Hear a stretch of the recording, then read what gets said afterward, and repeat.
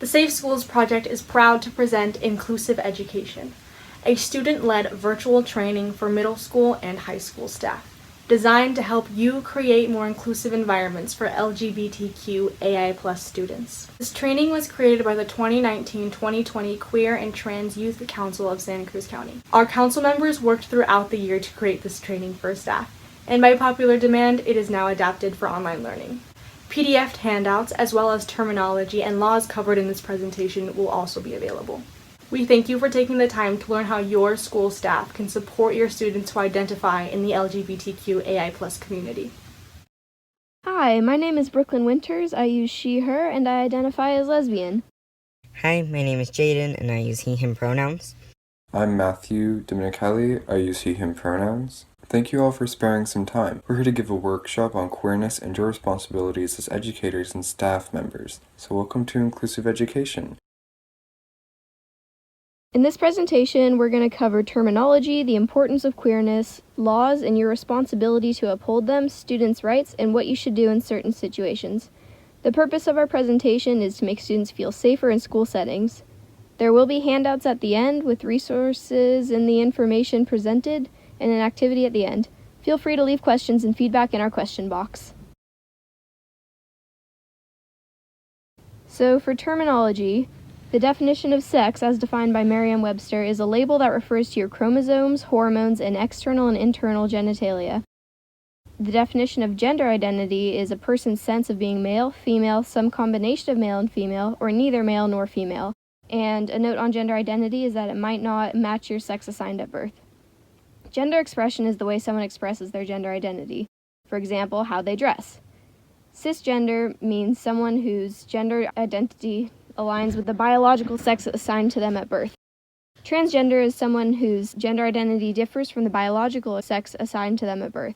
This includes people who do not identify with either binary gender, male and female. Someone who's intersex is somebody who's born with several variations in sex characteristics such as chromosomes, sex hormones, or genitals. Somebody who's in the closet means that they're hiding their sexual orientation or gender identity from either the general public or specific people, extended family, for example. Outing is a term used to define an instance when the gender identity or sexual orientation of a closeted person is exposed without their consent. Queer and gay. Queer is an umbrella term for sexual and gender minorities. In English, however, it's been reclaimed from a slur, and a special note on this is that not all students will be comfortable being referred to as queer. Gay is an umbrella term, but it only applies to sexual minorities, so not gender minorities. Somebody who's asexual is somebody who does not feel any sexual attraction to anybody. They might also just have a very low sexual attraction. Asexual people might still experience romantic attraction, though.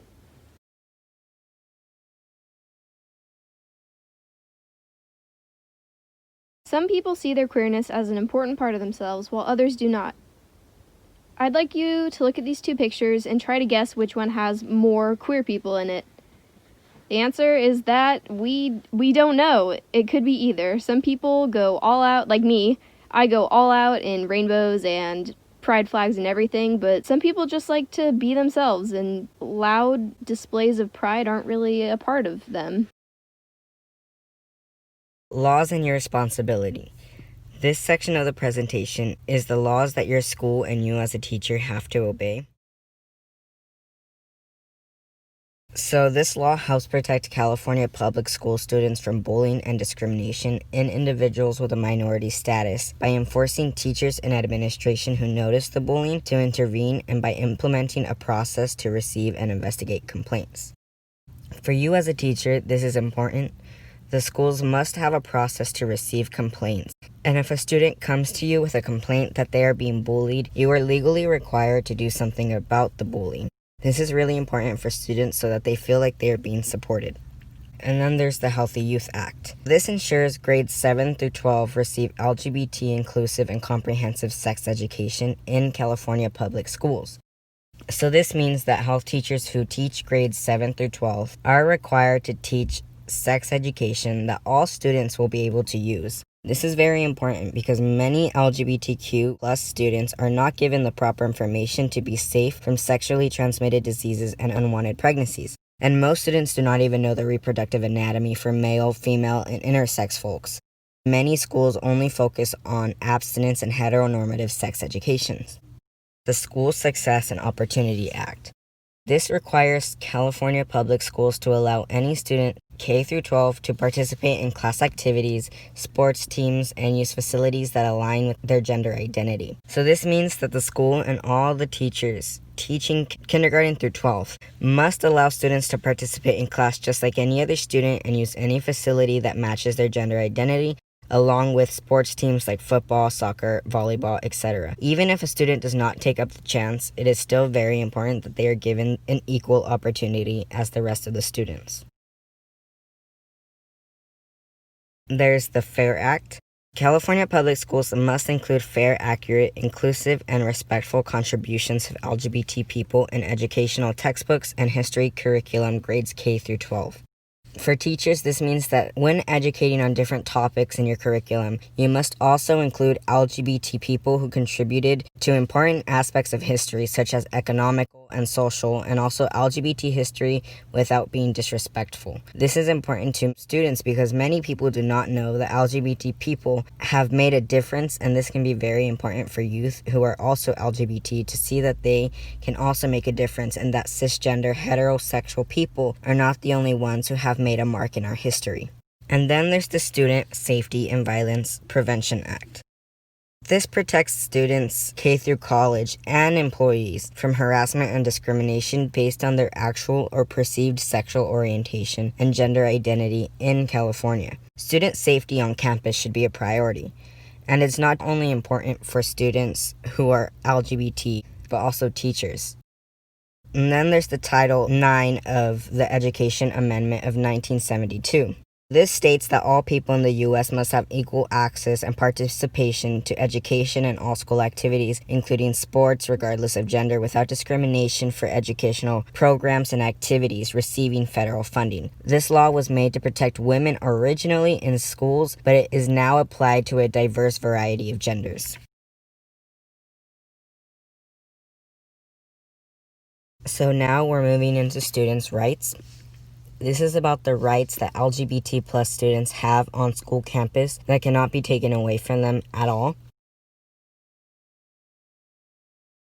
Students have the right to not be outed.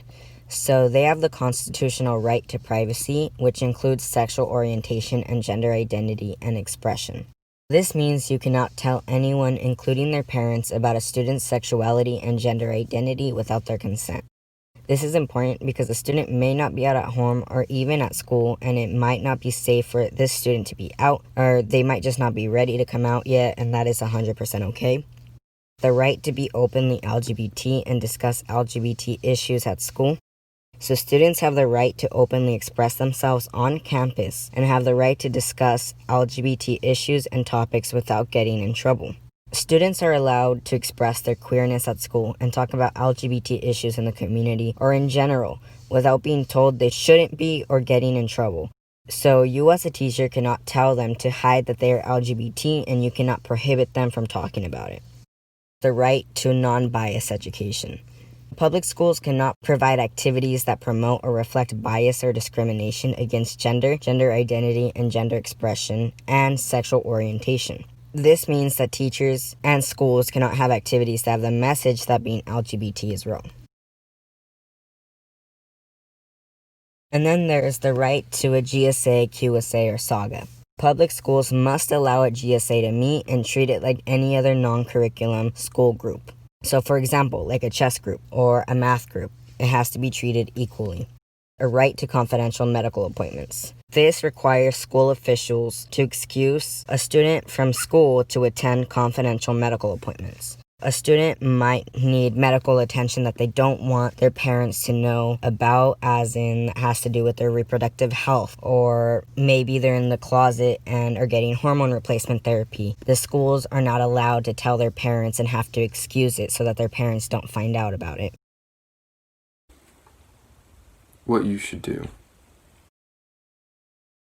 You can make it known that you're an ally, but only if you really are an ally. So if queer issues make you uncomfortable, you wouldn't want to say that you're an ally. You want to respect people's pronouns. Young trans people with at least one supportive person are 40% less likely to attempt or complete a suicide. So it's really important to respect people's pronouns. You also want to avoid assumptions and stereotypes about people's identities, because not everyone expresses how they identify. You also want to be conscious of students' emotions, because queer students are more likely to face discrimination and have harder home lives. If a student's coming out to you, you don't want to try to be relatable, like talking about your favorite gay celebrity or all of your gay friends wouldn't be okay, it would seem more dismissive.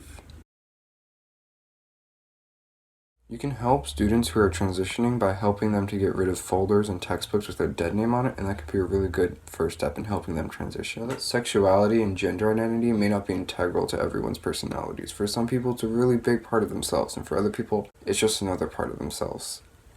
Only refer to students as queer if they're comfortable with it. For a lot of people, it still has a historical connotation as a slur that it's had historically. Now we have some activities. The following slides will list 7 different scenarios that you may find yourself in. After reading a scenario, pause the presentation to discuss what an ideal response to the scenario would be. Consider everything you've learned today and feel free to refer to your handouts or review previous slides. After you've had an opportunity to discuss the scenario, resume the presentation to compare your answers to what an ideal response would entail. A student privately comes out to you as transgender. What do you do?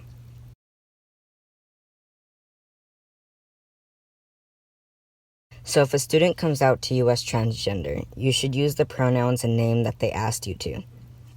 If they don't ask, you should respectfully ask the student what name and pronouns they would like you to use, and you should also ask if it's private information and how you should address them in front of their peers, guardians, and school staff. If they want you to help them remove class items with their dead name, like folders, textbooks, and paperwork, you definitely should, because this can really help a student feel more comfortable in a school settings with their identity. It's also important for a student's gender to be affirmed at school, because they might not be out at home. If the student wants, you could give them connections to resources like the school's GSA or QSA, or to a support group outside of school. Make sure that the student knows where the gender-inclusive restrooms are located and that they are allowed to use any restroom or locker room that they feel comfortable using. Make sure your school has a gender affirmation support plan to best support your students. If your school doesn't have one in place, contact the Safe Schools Project to learn more. You overhear a student make a homophobic comment in the hallway. What do you do? So when you hear a student make a homophobic comment in the hallway, if you can pull them aside and you want to talk to them and you want to make it clear that what they said is homophobic and they shouldn't say it. Explain that homophobic comments can give negative impacts on people's sense of belonging, self-esteem, and mental health. Explain that homophobic comments can make students feel unsafe, can be considered bullying, it won't be tolerated, and that there will be serious consequences if it continues. Use this as an educational moment to teach about discrimination such as homophobia and transphobia. If the student was heard by many students, you should address it immediately and publicly, so it's clear to everyone that such behavior is not tolerated. Then, after class, pull aside the student who made the comments and talk about it more seriously to them, and about consequences if it continues. You have an openly transgender student in your classroom. What are some actions you will take to make them feel safe and supported in your classroom and with your subject matter?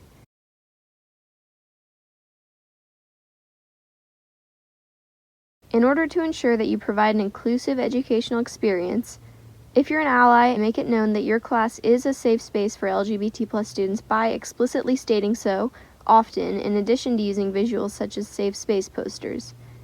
Make sure that their class items are labeled with the correct name and that you're using the correct name and pronouns for the student by asking them what their name and pronouns are. Respectfully teach about the social and historical contributions of the LGBTQ+ community, as mandated by the FAIR Act. Health teachers are required to teach comprehensive, inclusive sex education according to the Healthy Youth Act. Find ways to integrate information about the gender binary, gender identity, sexual diversity, and LGBTQ+ experiences into your curriculum. Use inclusive language all day, every day. For example, instead of saying his or her, you can say their. If you need help queering your curriculum or learning how to use inclusive language, contact the Safe Schools Project for support. A student you've had all semester comes to school one day wearing clothes that you typically associate with a different gender. What do you do?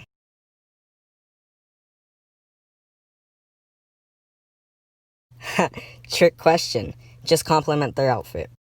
Remember that different people choose to express themselves differently, and there's nothing wrong with that. Gender expression might not reflect their gender identity. Many girls, for example, dress in masculine clothes. Ladies can wear suits, gents can wear dresses, and everyone looks great. Finding ways to teach about the gender binary and the negative effects of gender stereotypes will benefit all of the students. It's the first day of school. How do you make sure you know your students' correct names and pronouns and ensure everyone feels safe in your classroom?